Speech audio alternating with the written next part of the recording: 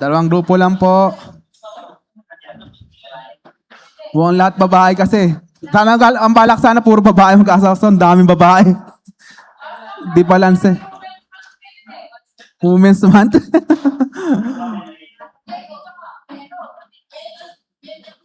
Kasi di pantay pag puro babae.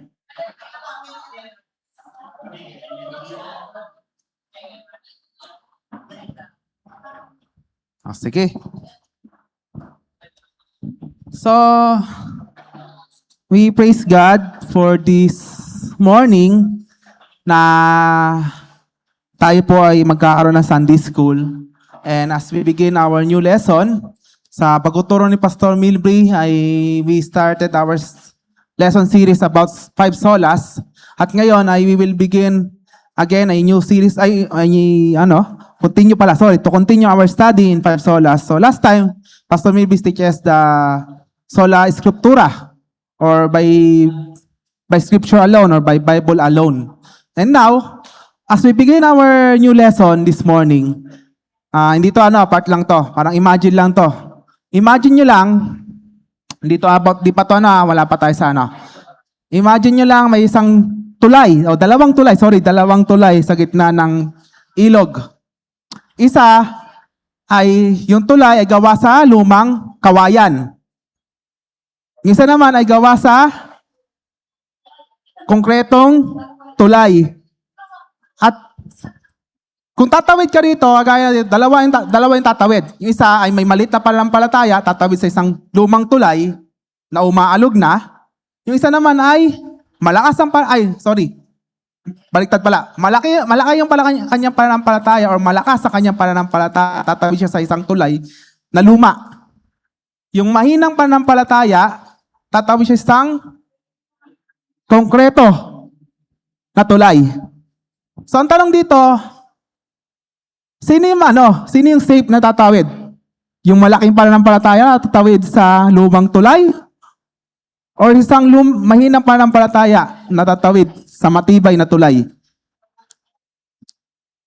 Alam niyo, bakit ganito yung tanong ko? Ano ba meron dyan? Ano ba meron? Alam natin na may safe yung tatawid yung maliit yung pananampalataya, mas safe yung tatawid doon sa matibay na tulay, konkretong tulay. Ano yung connection nito sa ating lesson?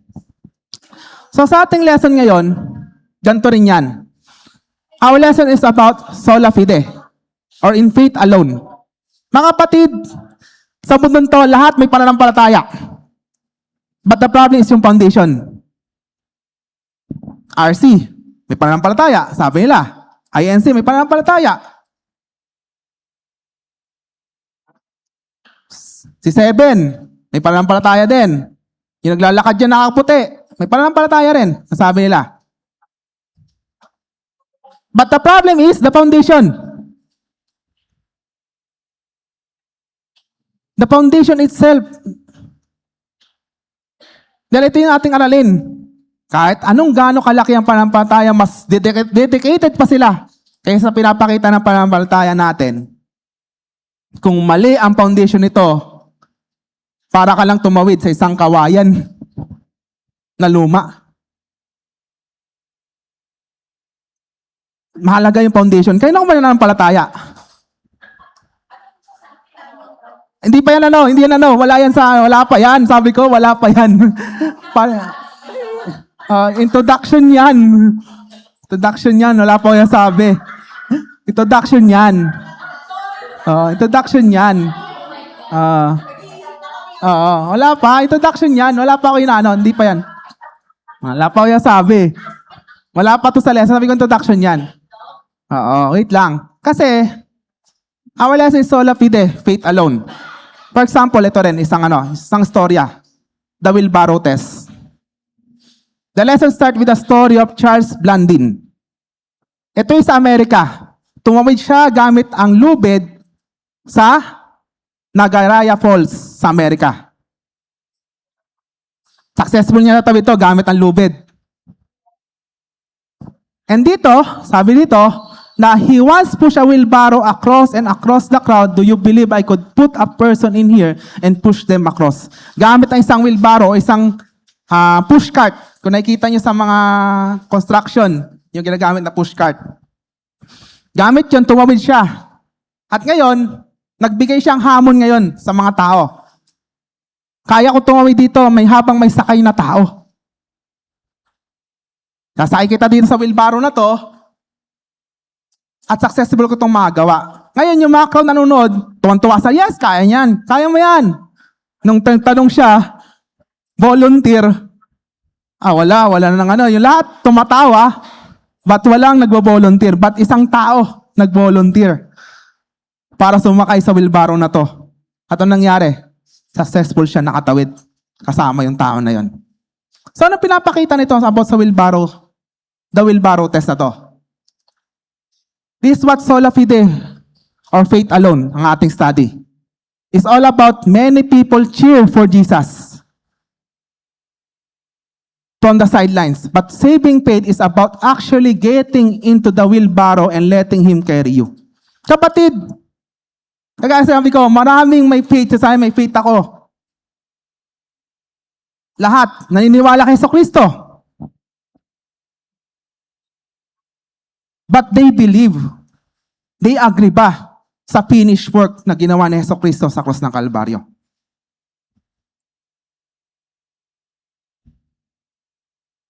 Lahat. Punta ka lang dyan, magtanong ka lang yan, naniniwala po ako sa Diyos. Naniniwala ako sa Diyos. Naniniwala ako Jesus Christ.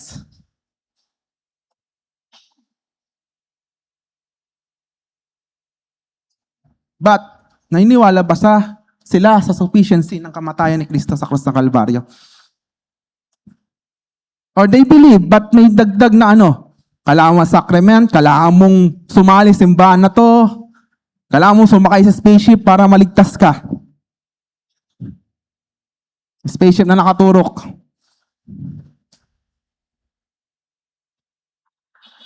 O kasama ka dapat sa 120,000 na tao na liligtas ng Panginoon. Baka wawa naman yung sosobra dun sa 120, hindi ka naligtas. Or kailangan mong pagpakasipag ngayon, maglakad-lakad, para pagdating ng panahon, magiging Diyos ka. Maraming stand ng faith. Ayun yung foundation na, but ito yung tinatawag natin sa verse sa Bible is the sinking sand.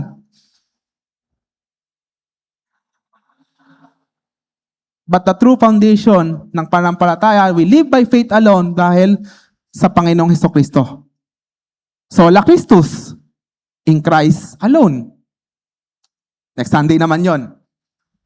But now, may susunod pa yan kay Pastor Milby. Sola Christus pala, Sola Gracia pala susunod. And next, di tayo mag-isiwala. Di tayo mag-isiwala sa tanungan. First, na kailangan sa ating pananampalataya in faith alone that you have a knowledge or having the right information. Having faith or living by faith alone is having a right knowledge or right information sa iyong pananampalataya. So ito yung question na pag-aaralan natin ngayon. Na kailangan natin pag-aralan sa inyong grupo. Bibigyan ko kayo ng 5 minuto to defend this. That almost everyone says they have faith. Yan, totoo naman. But many people believe that going to church, following the religious rule, or even praying to other gods will get them to heaven if a person has a lot of sincerity, but they are trusting in the church attendance or the wrong God. Does that account has saving faith? Okay, ibigyan ko 5 minuto to discuss sa grupo nyo. Tandaan nyo, maraming sinasabing may faith sila. But the foundation, kung ang foundation ng kailang information ay sumunod sa sacrament, sumunod sa mga gantong tradisyon, lumuhod ka dyan, or ano ba tawag ito? Umattend ka nito, maging member ka nito, ibig sabihin, ligtas ka na. Sige, magiging discussion yan. Kasi maraming maraming pinagtatalunan yan. Pag nagtanong ka dyan, mag-share ka na ng gospel, naniniwala naman din ako Yung tanong na to. Tapos na po yung ano natin. Kasi maraming problema, maraming ano yan eh. Maraming idea yan. Sample natin, yung January. Yung January lang. Sa information nila, tama kailang pananampalataya. Iniikot yung ano, yung isang Nazareno na itim. Nazarenong itim. Nasabi nila, na ilapakita yung kailang pananampalataya ay sincero. Kasi sumasampa pa sila eh. Oo, tamang, isip niyo tama sila eh. Parang tama. Tama ba talaga?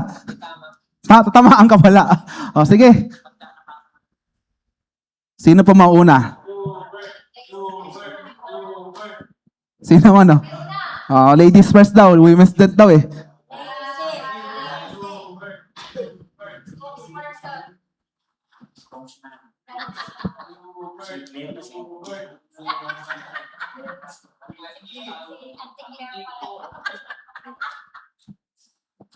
Wait lang. Siyempre, yung unang stand namin is yung Ephesians. Wait lang. Inano ko na. Yung Ephesians 2, 8 and 9. So, for it is by grace you have been saved through faith, and this is not from yourselves. It is the gift of God, not by work, so that no one can boast. So, dun pa lang, sinasabi na yung faith natin ay hindi sa pamamagitan ng kung ano man yung pinaniniwalaan mo, like religiously, ginagawa mo yung sa traditionally na religion mo, pero hindi yun yung makakapag-save sa'yo yung sa religion, kung ano yung pananampalataya mo. And also, ayun lang. As Matthew 7 verse 21 to 23, sinabi ng Panginoon that on the day of judgment, many will claim to have worked miracles in His name, but He will say to them, "Depart from me, I never knew you." So dito kasi, nagsasabi pa lang na marami nga yung mga false prophet na, oo, sasabihin nila na dito kayo sumunod kasi ma-save kayo. Pero yun nga, we stand by faith, no? Hindi sa pamamagitan ng mga religion lang o kung sino man yung magtuturo. Okay. Meron pa yung mahaba kasi, kaso lang. Meron pa kasi. Pero sabi sa Ephesians chapter 2 verse 10, for we are His workmanship created for good works. Ibig sabihin, kailangan mo gawa na mabuti. Solve ba yun? O, sige. Solve ba yun? Yan natin. Mamaya madiscuss naman natin yan eh. Kaya hindi ko hinaano. Sagutin natin mamaya. Okay. Kayo? Yung word.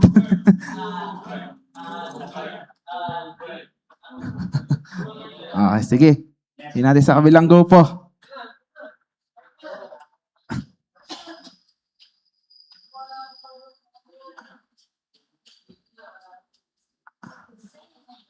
Mike.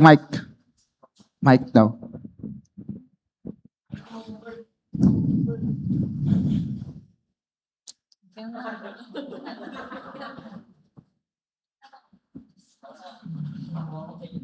Good morning, everyone.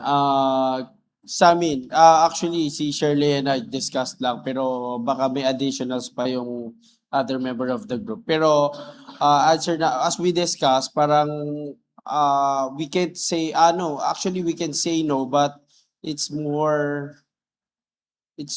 I think it's better to say almost. Almost saving, actually it's, no. Kasi sabi dyan, if a person has a lot of sincerity, di ba? It's a almost saving faith na eh. The problem in that statement lang kasi is the subject of their faith is wrong God. And sabi dyan, they believe that trusting in the church attendance, yun yung parang iniisip nila.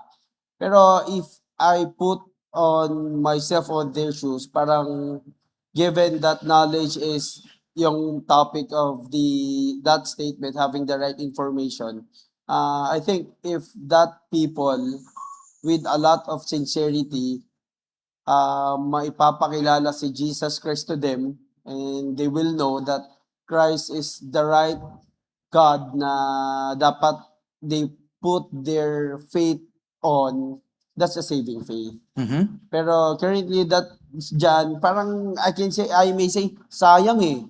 sayang kasi ano na, 'di ba? Sincere heart na eh. Talagang mananampalataya na siya. Mali lang siya ng pananampalatayanan eh. 'Di ba? Sa 14:6, John 14:6, 'di ba? Sabi ng Lord, I am the way, the truth and the life. No one comes to the Father through me. Kaya man sinabi yan, through church attendance, through my disciples, through everyone else, hindi ganoon. And for God so loved the world, the most famous Bible verse sa buong mundo, ba? That for God so loved the world that He gave His only and begotten Son, Jesus Christ, that whosoever believe in Him, di ba? Believe in Jesus Christ and not wrong God. Wala, ano ba yan? He should not perish, but have eternal life. So, sayang yan. Kasi hindi Jesus Christ eh. Pero if it's the Lord Jesus Christ, saving faith. Since not, sayang eh. Hindi siya saving faith. Okay. Sino pa? Okay na? Dadagdag pa? Sige. Alam ko, may sabi, For me po, it is not a saving faith, but it could help them to know the saving faith. Kasi kung may sincerity sila to attend church, edi mas mabubuksan yung isipan nila dun sa Word of God. They may know yung true saving faith. And yung sinasabi ni Deacon kanina na yung works, ano yun eh, it is your response dun sa saving faith. Kasi naligtas ka na, yun ay prepare para sundan mo kapag na-save ka na. mamaya Ayun naman yun, po. kaya hindi ko inano. Okay, inano ko lang. Yan, si Sister Glaze ulit. Sige.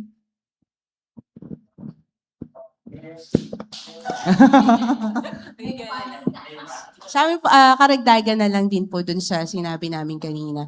So, yung saving faith, ang pinakaano na lang po namin is may 3 elements siya. So, knowledge, commitment, and knowledge, conviction, and commitment.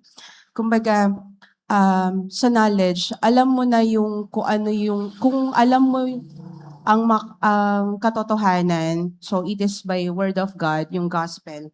So according to Romans 10:17, so then faith cometh by hearing and hearing by the word of God, or sa Tagalog, kaya nga ang paniniwalay nanggagaling sa pakikinig at ang pakikinig ay sa pamamagitan ng salita ni Kristo. So kung alam mo na tama yung salita ni Kristo, yung gospel, so may knowledge ka na, dun pa lang, 'di ba? Malalaman mo na talaga na ikaw yung kasama sa masasave. So tama yung ginagawa mo. Second, yung conviction, yun na yung sa gospel eh. Sinabi na dun sa gospel, sa Bible, na ito lang yung masasave, diba?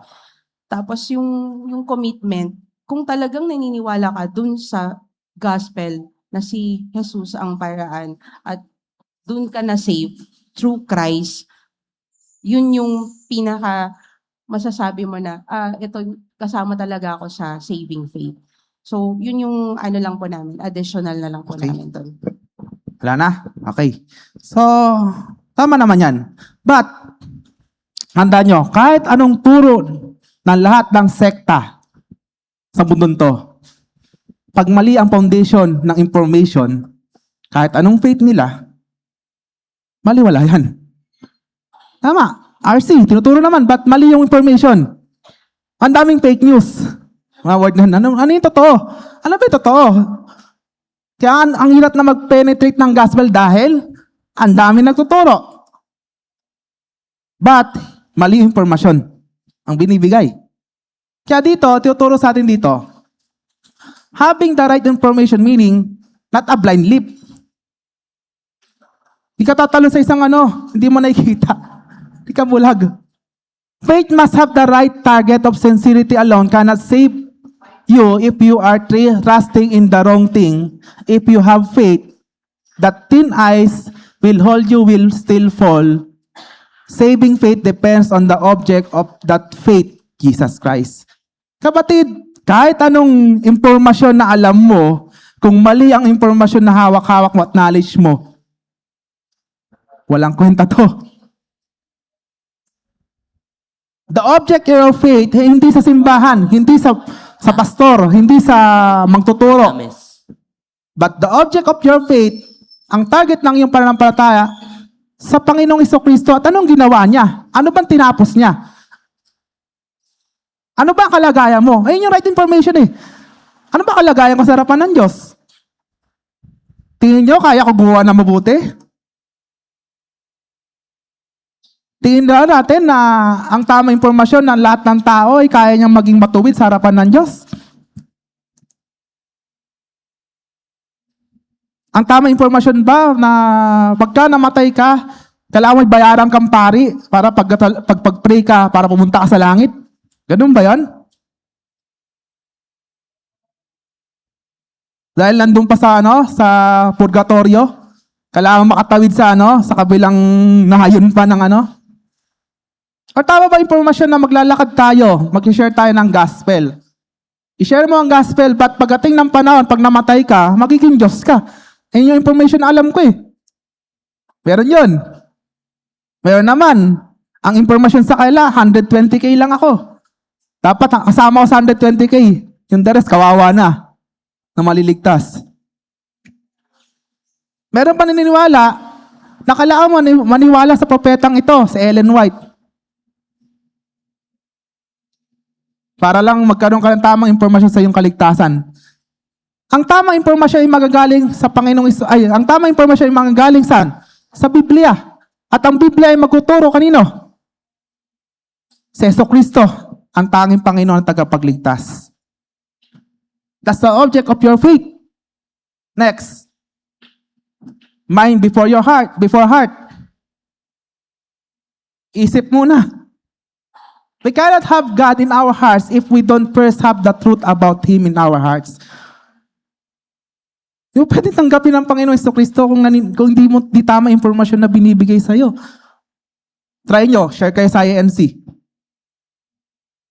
Ang tindi ng kailang defend, di ba? Dahil ito yung impormasyon na nilagay sa kailang isipan. Dinoktrinahan sila. Na kailangan mo magbigay ng tithes, kailangan mong umattend dito ng para maligtas ka. We must know the facts that going to church is a good habit, but church attendance is not the knowledge that saves. Yan. Ang mahalaga na foundation ng isang mananampalataya ay yung tamang impormasyon, hindi galing sa maling impormasyon. The only way is we must know that Jesus is the only way and the final word from God. Faith in principle or other gods does not work only. That's a specific knowledge of Jesus as Savior saves. Yan. Yan yung tamang impormasyon. Supisyente ang ginawa ni Kristo sa krus ng Kalbaryo at ito yung magliligtas sa akin. Ito yung tamang impormasyon, wala kang idadagdag.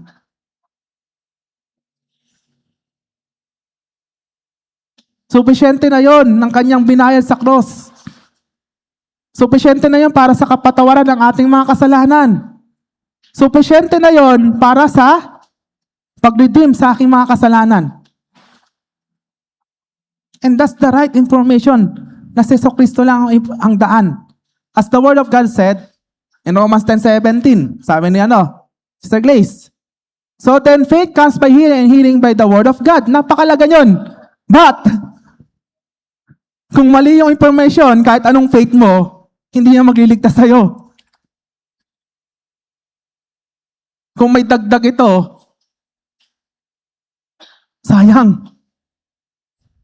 Hebrews chapter 1, verse 1 to 2.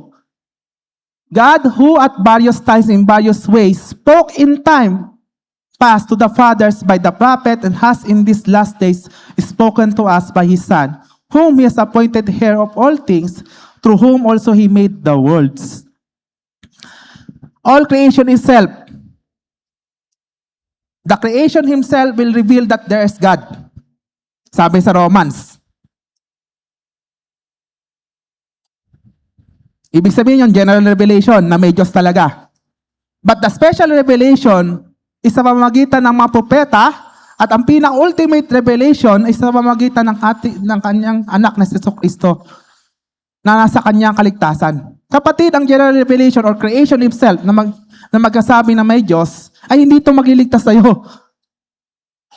Kahit i-deny yan ng atheist na walang Diyos daw, pero Diyos naman kailang sarili, ibig sabihin, naka-intact sa tao na maghahanap siya ng Diyos. But maling impormasyon.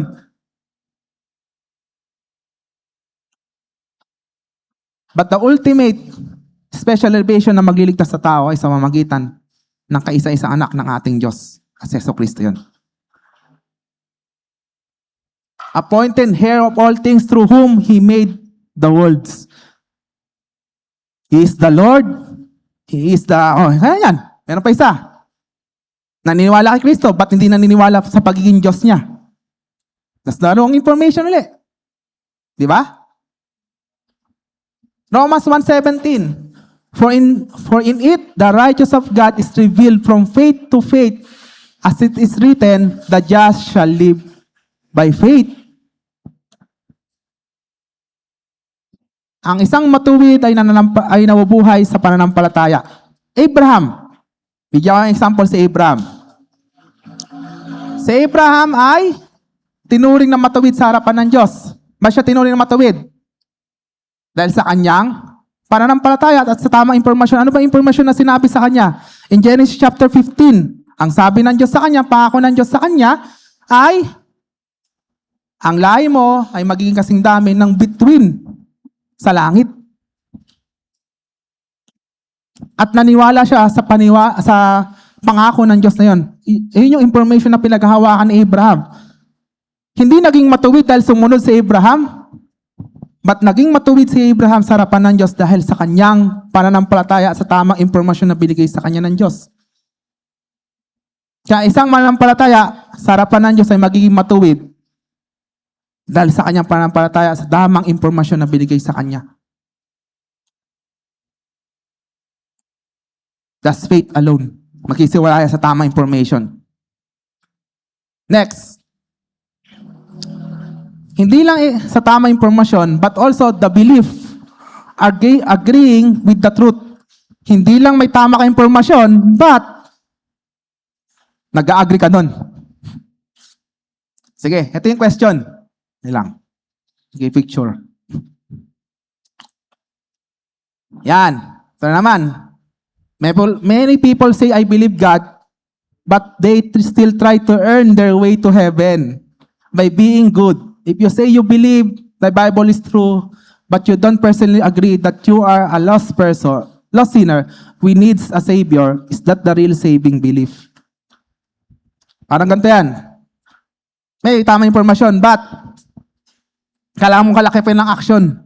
Magpakabuti ka. Faith plus works equals salvation. Yung ibig sabihin yan. Yun ba yun? So, 5 minutes ulit. Faith plus work equals good works daw. Or in times, faith plus following the sacraments or following the religious tradition. Mamaya bibigyan natin yung sample. May bibigyan. Yung tanong mo. I believe in God. Yes. Ibig sabihin, naniniwala ako sa Diyos, but I have to earn pa rin yung pagpunta ko sa langit. Tatrabahuin ko pa rin. Marami pa rin yan. By works pa rin. Parang example ito, faith plus work equals salvation. Ang tanong, yung tanong. Anong tanong mo? Ang tanong mo ay, but you don't personally, kumbaga naniniwala siya, pero hindi kailangan niya siya nag-agree. kalakipan ng hindi siya nag-agree pa rin. Parang sa information. believer siya. Oo. Okay. Ito lang muna yung first namin kasi baka may i-add si Mayan. Ah. Sa first namin is yung Matthew 7:24. Wait lang Kasi ang pinaniniwalaan namin kasi it is precisely that sense we can say not everyone who believes is saved. Pero, syempre, sabi nga sa Matthew 7, many unsaved believers will be greatly surprised. Pero, hindi nila alam yung kung talagang saved sila. Kasi yung pinaniniwalaan nila ay mali. Yung foundation Information. yung kanina, yung sa knowledge pa lang, kung yung foundation ng information, mali na kasi. So, it would still depend, yun nga, yung dun sa information first, and then yung sinabi ko kanina, yung second ay yung conviction. So, yun yung dun pumapasok yun. So, sa amin, yung sa Matthew 7:24, kasi sinabi dito, Therefore, everyone who hears these words of mine and puts them into practice is like a wise man who builds his house on the rock. So ito yung stand namin. Kasi, syempre, kahit na naniniwala ka doon, kung hindi mo naman siya yung faith at works. So, mali na yung foundation mo una, tapos mali na din yung conviction mo. So, mali na lahat yun.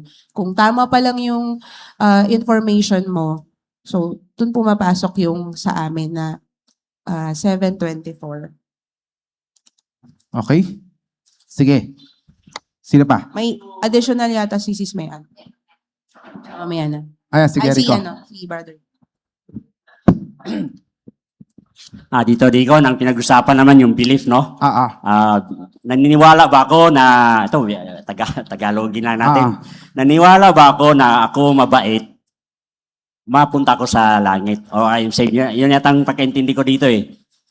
Ako, sinunod ko yung 10 Commandments ba? Yung 10 Commandments, sinunod ko. So, ibig sabihin, naka-earn. Naka-earn ako na mapunta sa langit. Naniwala ako sa Bible eh. Naniwala ako sa Bible na totoo yung 10 Commandments. Pero hindi. Hindi ako sangayon dyan. Kasi yun ang pagkaintindi ko na ang Bible, ang 10 Commandments, hindi yun ang daan na yun ang mapunta ka sa langit. It's not the real saving belief. Ang real belief talaga is faith. True faith in God. Naniwala ako sa Panginoon, nandiyan ang Panginoon. Kahit makasalanan ako, no? Ginagawa ko lahat ng mga hindi sang-ayon doon sa 10 Commandments. Pumapatay ako ng tao, ay ganon, nanganakaw ako. Pero, at the time na naniwala ka sa Panginoon, may panahon ka pang magbago. May panahon ka pang mag-repent. So, yun ang sabi ng Bible. So, I truly believe what the Bible says through the faith in Jesus Christ. Okay. Yan lang. Sige, Ate Mayan. Sa amin din, yung, ayun nga, yung sinasabing, Ayaw mo na. Tapusin na sila para Patapusin na natin para isang na. yun kasi, yung sinasabing, di ba, parang hindi siya agree doon sa lost sinner. Kasi, pag sinabi kasi, lost, kailangan mo ng savior.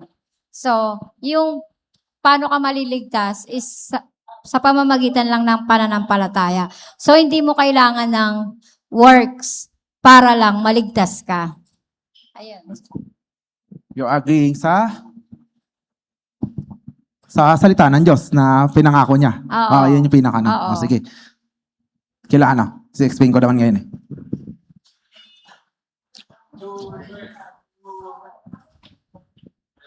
Sa akin po. Sa akin. Based on my understanding po doon sa... Okay, sige. Sa, Sige lang. sa inyo po ba ulit? May discussion sila. Sige lang. Taka lang. Ayan. Based on my understanding po doon sa statement is, marami nga pong naniniwala na, or pwede nilang sabihin na, I believe in God.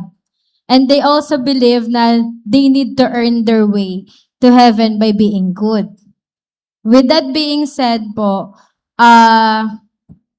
mali na yon. Una pa lang, kasi that needs works and parang kailangan pa nilang paghirapan, i-earn yung spot nila doon. Which is, yung second din po sinabi na naniniwala sila sa Bible.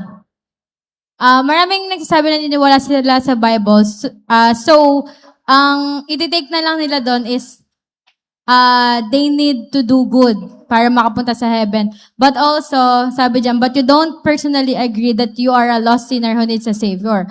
So, imbes na maniwala, since hindi niya alam na kung anong katayuan niya before God, ang alam niya lang is naniniwala ako na may Diyos, alam ko na may Diyos, gagawa na lang ako ng mabuti.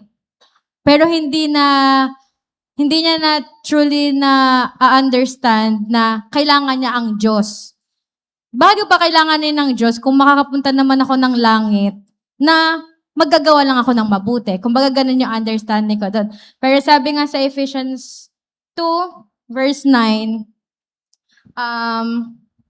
not a result of works so that no one may boast. Also sa verse 8 sabi din doon na, for by grace you have been saved through faith and not of your own doing. It is a gift of God.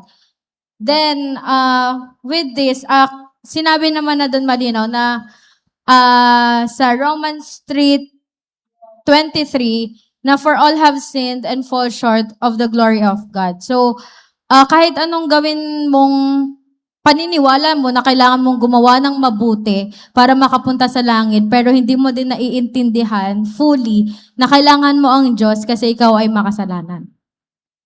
So, ang answer po namin is no. Okay. Wala na, si Sister Anya ulit. Yan. Personally, no. Since dun sabi, if you say you believe the Bible is true, but you don't personally agree that you are a lost sinner who needs a savior. Kasi una-una pa lang, when you were saved, you become the follower of God. So kung follower ka, susunod ka ba kung di ka naniniwala sa sinasabi niya? Di ba? Very contradicting. Kasi kaya mo nga siya finalo kasi naniniwala ka sa sinasabi niya. So the agreement, yung pag-agree is mahalaga kasi doon nagtutugma yung salita ng Diyos sa pangangailangan ng tao. And secondly,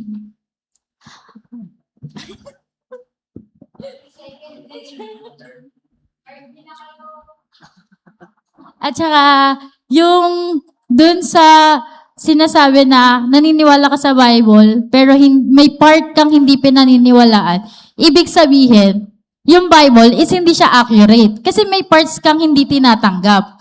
May parts ka na, ay hindi to tama. So yung pinaka, yung sa object, mali na. Kasi may iba ka pang pinaniniwalaan. Which is, di ba sabi, Bible is the truth. So dapat, dun yung pinaka-basis. Ayun lang po. Okay. Sige. Okay, last na to. last na to. Ano?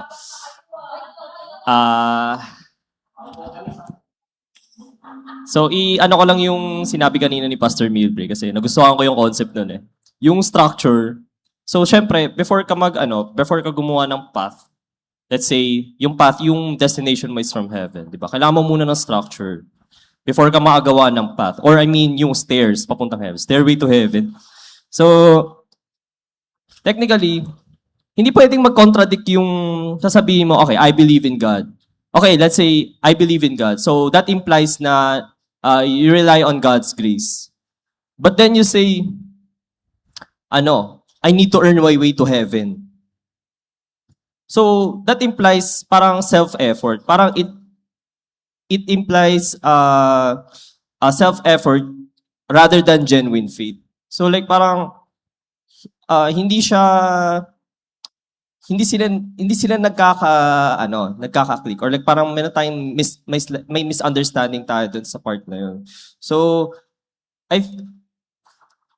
the question is that a real saving belief? I would say no. No?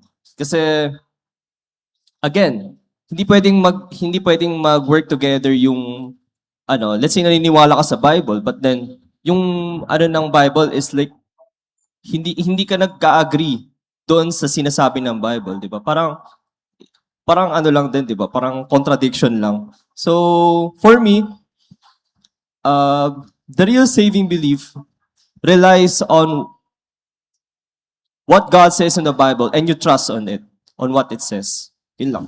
Thank you. Thank you, Brother Mark. So, it is the Holy Spirit, tandaan natin, it is the Holy Spirit will always convict us in the truth. Tandaan niya na, Magandang ang Holy Spirit ang magko-convict sa atin. So, the conviction is from the Holy Spirit. And dito, the information, kung mali kung yung information na ano nila, tinanggap nila, ay mali at inagri nila, hindi rin magliligtas sa kanila. Kaya, imposibleng kung mali yung kailang information, hindi naman talaga mag-save sa kanila yun. Mali na. So, ibig sabihin, intellectual assent means to believe means your minds agree that the Bible telling the truth. An atheist or atheist can know the facts of the Bible perfectly. Knowledge. But they don't agree to believe that those facts are actually true. For example, bigyan ko example talaga kanina sa picture ni Pastor Bilby. Pharisees, scribes. Mga nag-aral ng ano yun? Scripture. Israel, they are waiting for Messiah. Hanggang ngayon, naghintay pa rin sila. Bayo naniniwala sila may Messiah. But they don't agree na si Jesucristo ang Messiah. And that's the problem. Alam mo yung Pharisees sa scribe, tagapangalaga ng Torah yun eh. Nag-aaral lang salita ng Diyos. Yung isa, yung scribe, nagsusulat nila. Sinusulat nila yung kautosan ng salita ng Diyos. Susulat ka pero hindi ka naniniwala sa sinasabi ng ano. And that's the problem. Atheist himself, nagbabara ng Biblia yan. Ba't hindi sila naniniwala at nag-agree sa sinasabi ng salita ng Diyos? Next, agreement is essential. Saving faith requires us to move from just knowing the story to agreeing with the story. We must look at the cross and say, yes, that really happened. It is only truth that matters. Yes, naniniwala sila sa ano. Ay, alam nila istorya? Ba't di sila nag-agree sa istorya? Alam ng tao. Makasalanan ng tao. Pero hindi sila nag-agree na ano? Na ang lahat ng tao ay pupunta sa impyerno. Naniniwala sila na ang isang makasalanan at paggawa ng mabuti, pupunta sa langit. Tandaan nyo, ang sabi ng salita ng Diyos, kahit anong katuwiran mong gagawin sa harapan ng Diyos, ito'y maruming basahan sa harapan ng Diyos. Ang sabi ng James pa, isang kautusan lang, sumablay ka, nagkasala ka na sa lahat ng kautusan. Dahil, perfect ang Diyos, banal ang Diyos. Dapat bilang ikaw at tayo, dapat nag-agree ka doon. Una, isang tao na hindi nanampalataya ay dapat mag-agree siya ay nagkasala sa harapan ng Diyos. Na walang matuwid, walang nisa at walang makakapunta sa pamantayan ng Diyos. And the problem is, hindi na pinapaliwalaan to. Kaya gagawin, dadagdagan. Sige, sali ako dito.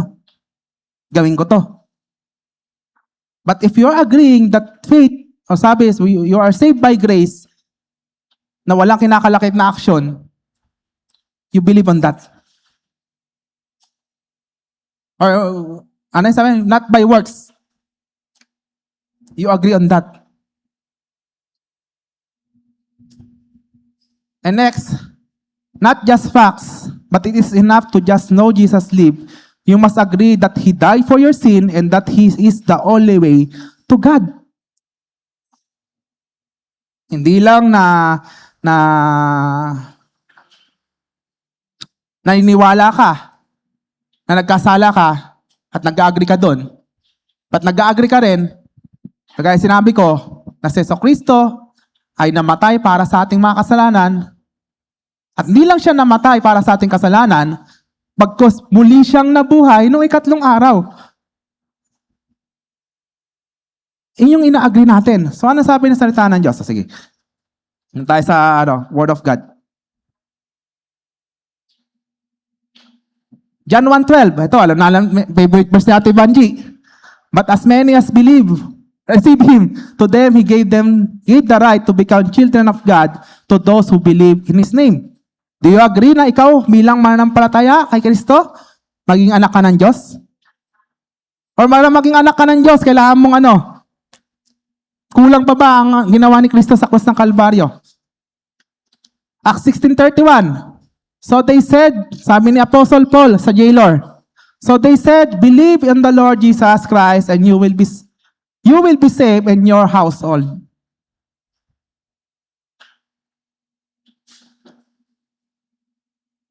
Ang pag-agree at paniniwala ay dapat uma-agree ka sa sinabi ng Diyos.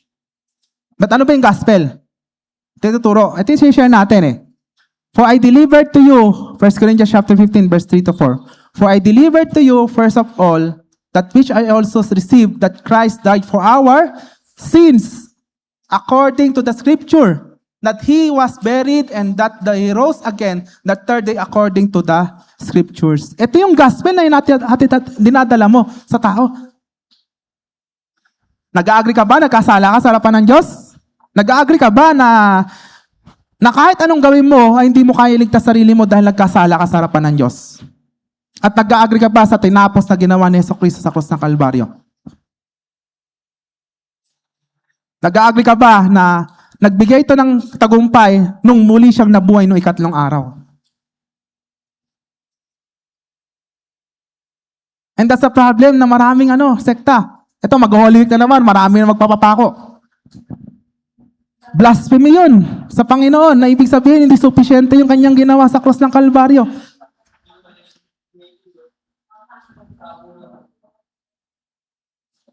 Ibig sabihin, they have a right, may information sila, but mali yung information. At yun yung pinapaniwalaan nila at ina-agree yun. Na kailangan ko magpapako, kailangan ko lumuhod. Ano ba? Oo. And that's the problem. But ang pinapaniwalaan natin na tamang information ay si Kristo namatay para sa aking kasalanan at sufficiente yon at napagtagumpayan niya yon nung muli siyang nabuhay. At naniniwala ako doon at nag-agree ako. Kaya nilalaga ko ang susunod dyan, pananampalataya on trust. Susunod na lesson natin. Next and last. Trust. Ayan, trust na. Resting in His finished work. Una, tamang impormasyon o knowledge. So naman, nag-agree ka. And last, nagtitiwala ka. At nilalagak mo kung ano yung tinapos ni Kristo sa cross. Ayan, ito yung tanong. In 5 minutes. Ayan, ito. James 2:19. Even demon believe and tremble. Why aren't they saved? Yan, naniniwala ang diablo sa Diyos. Kasama nila ang Diyos dati. They know the theology. Kilala nila ang Diyos. Sunod. Also, what about people who claim to save? To have faith but have no fruit. Yan, isa pa yan. Ito na. If I commit sin and die suddenly, is Christ's finished work enough to keep me safe? Yan, tatlong tanong yan. Yan, kasi yan yung maraming pinagtatalunan ng maraming sekta yan. Yung pangalawa at pangatlo na tanong, pinagtatalunan yan. Ang totoo ba kaligtasan nawawala? Nagkasala ako, hindi na ako ligtas. Meron ka kilala si Pastor Milbury.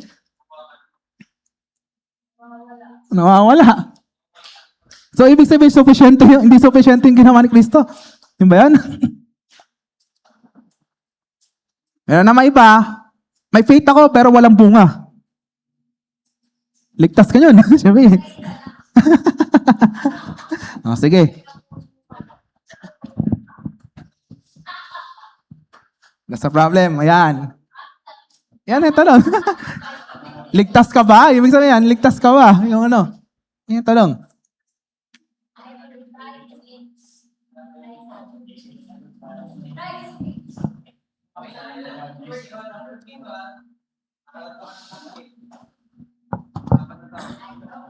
Brad kanina kasi 'di ba yung unang sagot na actually unang sagot namin is yung yun nga yung may knowledge, conviction and commitment. So kanina natapos na tayo sa knowledge, then conviction yung ikalawang sinagot ko. And then itong third is yung commitment. So upon learning the right information sa gospel, and then you believe, yun yung conviction mo. And then third, you commit. So how do you commit? Siyempre, ide-demonstrate mo. So, dun sa James 2:19 kasi, ang nakaano niya dun is, yun nga, yung sinasabi rin kanina ni Pastor Milbray na yung mga Pharisees nga ay nag-aaral ng law. So, even yung mga demons, alam nila, syempre, nag-aaral sila eh. 'Di ba? Pero tayo, as saved, no, may alam na tayo sa knowledge ng God, yung work, yung kailangan nating gawin na. So yung commitment natin paano? For example, yung meron din yung sa Bible na, 'di ba, yung naniniwala siya sa kay Jesus na gagaling siya and then sabi ni Jesus, your faith has been saved you. So paano yung ginawa niya is dun pa lang na naniniwala siya doon sa sinasabi na si Jesus. Tapos nung sinabi ni Jesus yun, 'di ba? So yun na yung pinaka-reflect. And then nung hinawakan niya, yun yung demonstrate na yung commitment niya na totoong naniniwala siya kasi ginawa niya yun. Na naniniwala siya sa Panginoon. Yun po yung paniniwala, yung namin paliwanag. And tremble, why are not they saved? Yung why are not they saved pala. Kasi syempre hindi naman sila yung tinatawag na committed. So may knowledge sila pero wala silang conviction and wala silang commitment. Yun po yung sa amin sa James 2:19. And then may follow-up. Yung sa akin yung what about people who claim to have faith but have no fruit? Wag na tayong lumayo. Si Judas.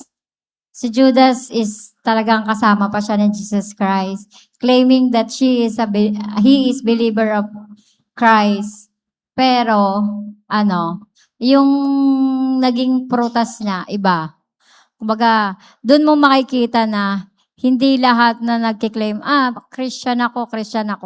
Pero, yung fruit kasi, yung pinamumuhay mo ba, yung testimonies of life mo, parang hindi naman maka-Christian. Talagang hindi talaga siya hindi ka na believer of Christ. Kagaya na lang din sa atin sa tayo sa pananampalataya natin. 'Di ba minsan sa atin kahit hindi naman natin sabihin na Christian tayo pero the way nakikita ng mga tao yung pamumuhay natin, yung testimony ng buhay natin, na natatanong nila, anong religion nyo? Talagang nasasabi, anong religion nyo? Bakit ganun na lang yung nyo? Pananampalataya nyo sa Diyos. Kaya, tas sinabi din dito sa di ba? So, sa James 2:17, so also faith by itself, tama.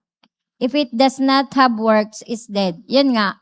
Kumbaga, kapag totoo yung pananampalataya mo sa Panginoon, yung fruit ng pananampalataya ay dun galabas yung good works. Yan lang. Sino pa? Sila na? Ano? If I commit a sin and die suddenly, is Christ finished working on? Hindi. Kasi, matandaan ko si Albert Einstein, no? Si Albert Einstein, hindi daw talaga nawala ng Panginoon. Pero during the time of his death, biglang nagbago na meron palang Diyos. So, sa atin naman, as Christian, alam natin na kung mamamatay tayo, save na tayo kasi nag-repent. Pero yung namatay na sinner, ang daming yung panahon ni Pastor Oji na huli na ang lahat ba? Ibig sabihin, wala ka ng pag-asa na kasi ngayon mo lang tinanggap, hindi mo alam na tinanggap ba niya or kan. So, depende sa namatay, no? So, yung kwan ni Jesus Christ, yun na, sabi, sabi sa mga, ngayon din, sasama ka sa akin sa paraiso, di ba? Sinabi niya kay Barabas ba yun? No? So, yun ang idea ko dyan. Sa mga nakaw, Oo. yan. Okay. So, okay. Next. Okay, sige. Dito sa kabila, meron ba? James 2:19 says, "Let me believe and tremble."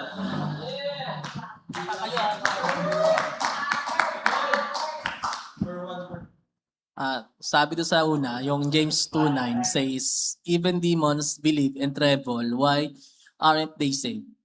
Kasi hindi sila pinili. Ayun lang yung sagot ko doon. Tsaka alam naman nila yung sagot una pa lang kasi pinag-aralan naman nila yan, naniniwala sila. Kaso ayaw nila paniwalaan. Kaya wala rin silbi kung isa-save pa sila ng Diyos.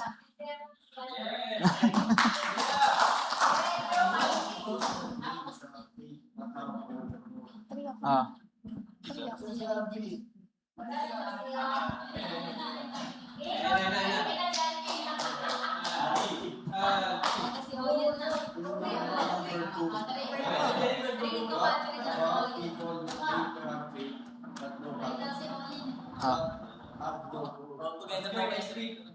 Ano?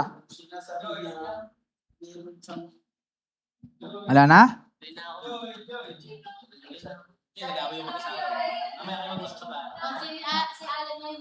Ah.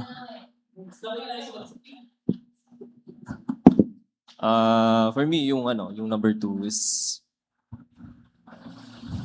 mainly they don't have fruit because they didn't work on their faith. Maybe doon na papasok yung verse na faith without works is dead. And again, yung people na nagki-claim na meron silang faith pero hindi sila nag-work on that matter, dun sa faith nila. Again, it would be no sense na para pagtibayin yung pananampalataya nila sa Diyos. So again, belief does not equal to saving faith, but rather saving faith is having trust, no? Having trust in God and His finished work. So again, I think maka-apply yung number 2 kapag nais natin mag-spread ng gospel, no? Like, let's say, you have your faith in God, but you have no fruit. It's because we are lacking on our sa work natin sa Panginoon. And again, wag niyong i-misinterpret yung sinabi ko. Pag yung works natin, hindi ito nakakaligtas. Okay? It is Christ's finished work, yung nakakaligtas sa atin. And ang tinutukoy ko dito is yung work natin sa faith natin. Okay? Sa faith natin. Dapat, parang, kumbaga, ine-exercise natin yung faith natin in all certain measures. So, ayun lang po. Okay. Si Lorraine na, number 3. To piggyback, no, just to piggyback with what Engineer Mark says, why no fruit? No, why no fruit? Two things lang naman eh. So either you have no real faith, kasi di ba lahat naman nagsasabi na nananampalataya. So either you have no real faith or you're not working out your own salvation. So, hindi ka talaga magbubunga kung mali yung pananampalataya mo.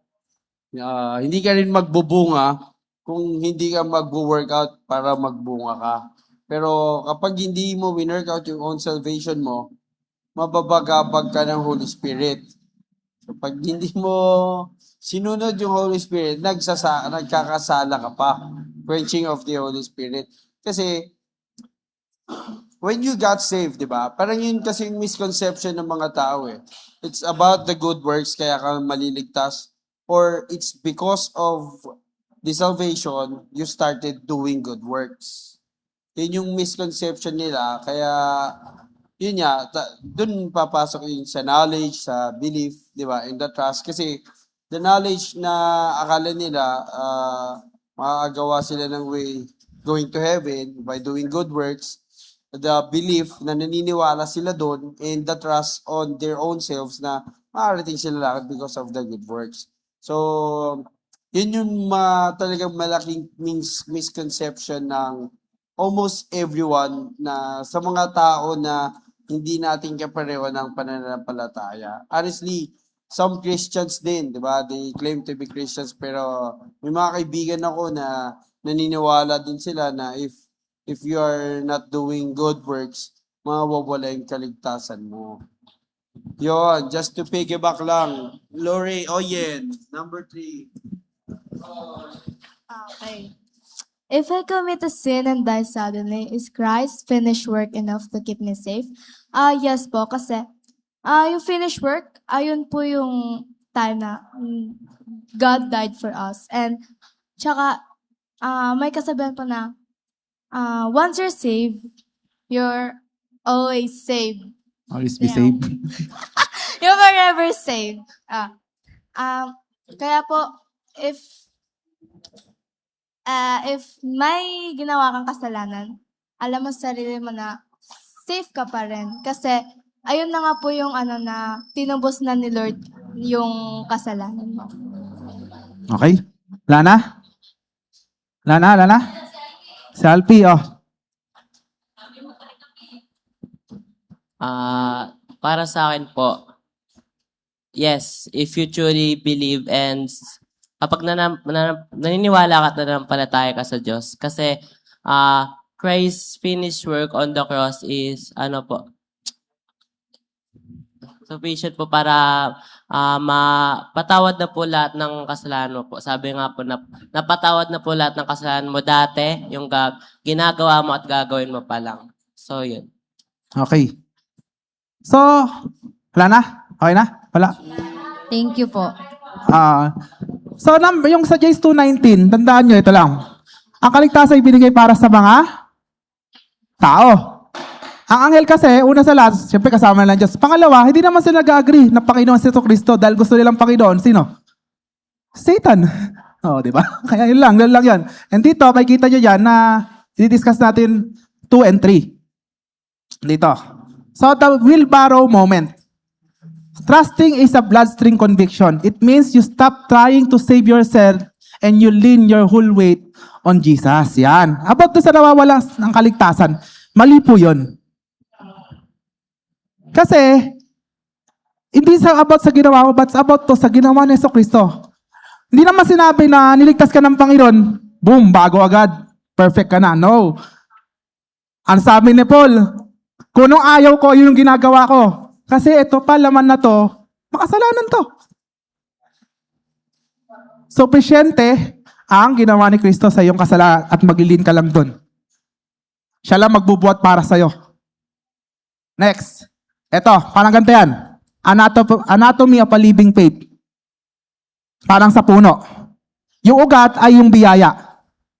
God's unmerited favor. Ang sabi ni Ephesians chapter 2 verse 8, for by grace, you have been saved through faith. So nag-ugat saan? Sa biyaya ng Diyos. At yung pinakapuno nito, ito yung pananampalataya. Dahil sa biyaya na pinaabot sa pananampalataya, our connection to the root. Dahil sa biyaya ng Diyos, nagkaroon ka ng pananampalataya. At nagkaroon to ng sanga. At ano yung sanga? Yung kaligtasan mo. Our position and security. And last, yung sanga na to ay nagbunga. At ito yung mabuting gawa. Ephesians chapter 2 verse 10. Connected yan. For by grace you have been saved through faith, not by your works. That no one should boast.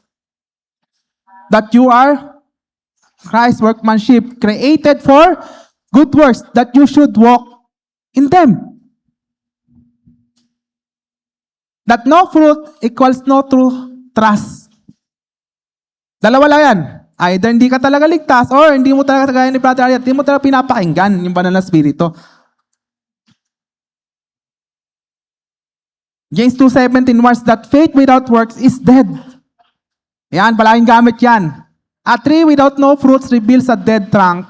If there is a no life change, it shows that person never actually got into the wheelbarrow. Pagbabago.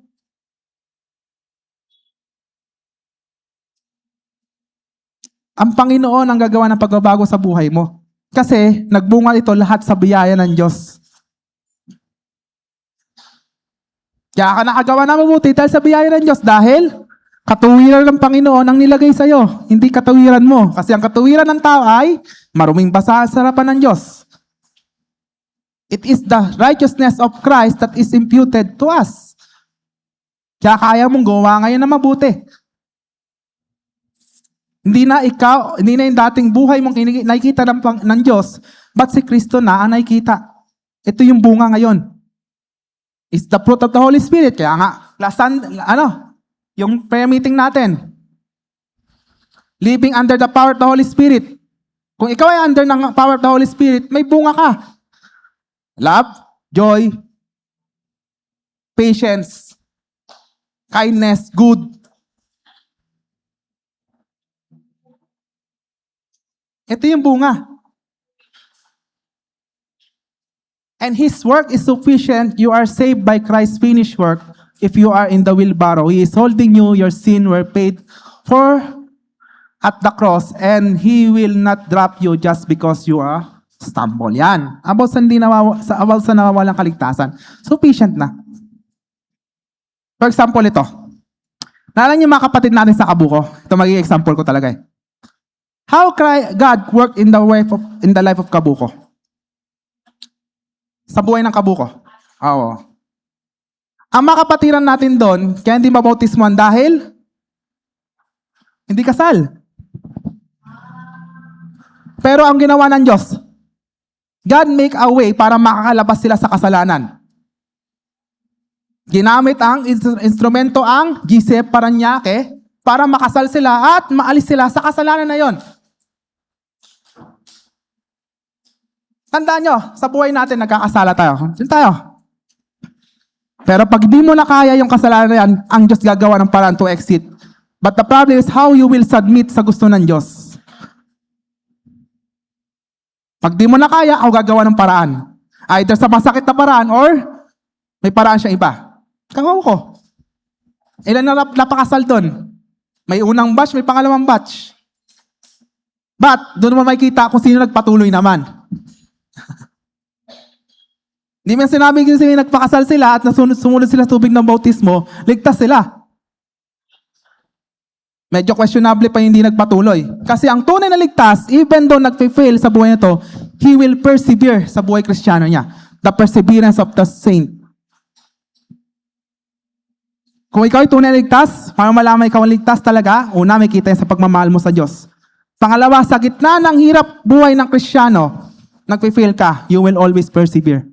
At konti-konti mong inaayos ang buhay mo sa harapan ng Diyos dahil siya ang gagawa ng paraan dyan. Wala dito makaka-perfect. Mamaya dyan, labas ka lang dyan, mamaya kakasala ka na eh.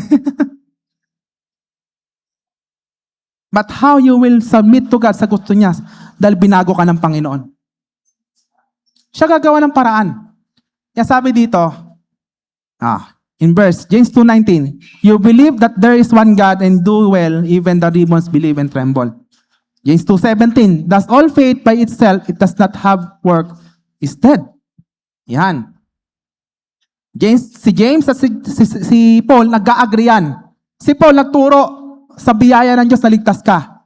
But yung biyaya na yan ay nagbubunga ng magandang mabuti. For you are His workmanship created for good works. Hindi natapos sa biyaya. Ito gagamitin ko, naligtas ako sa biyaya ng Diyos. Kaya hindi ako magbubunga. No, sabi, you are created for good works. Kaya nag-agree yan si James sa kasi Santiago. Si James sa kasi si Paul. Santiago tuloy, si James sa Santiago. Isa lang yun. Okay, nag-agree sila. And last, yan. Alam na lang nyo to, Ephesians chapter 2 verse 8. to 10. For by grace you have been saved through faith, that not of yourself, it is the gift of God, not of works, lest anyone should boast. For we, His workmanship, created in Christ Jesus, for good works. Yan, yung bunga ng biyaya. And which God prepared beforehand, that we should walk in them. Naligtas ka sa biyaya ng Panginoon sa mamagitan ng pananampalataya. Kanino? In Christ alone. In Christ alone, nagbunga ka ngayon.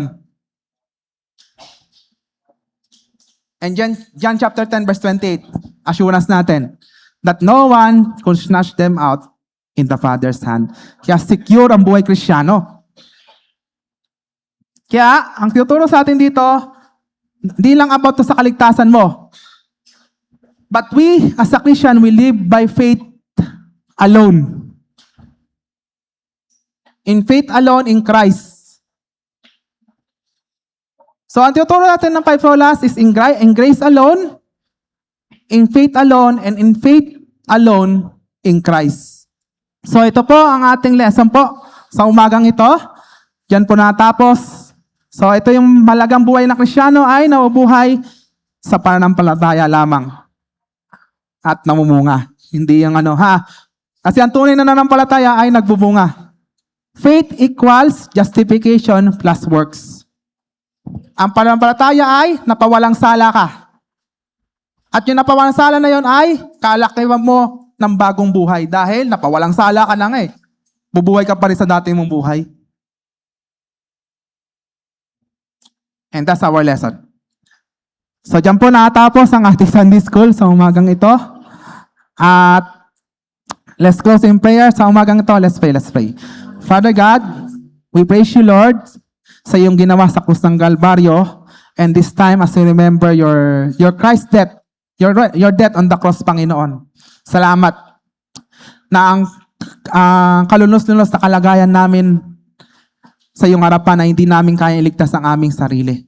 Kaya Panginoon, sa iyong biyaya ay pinaubot niyo to sa pananampalataya kung ano ang ginawa ng iyong anak na Jesus Cristo sa krus ng Kalbaryo.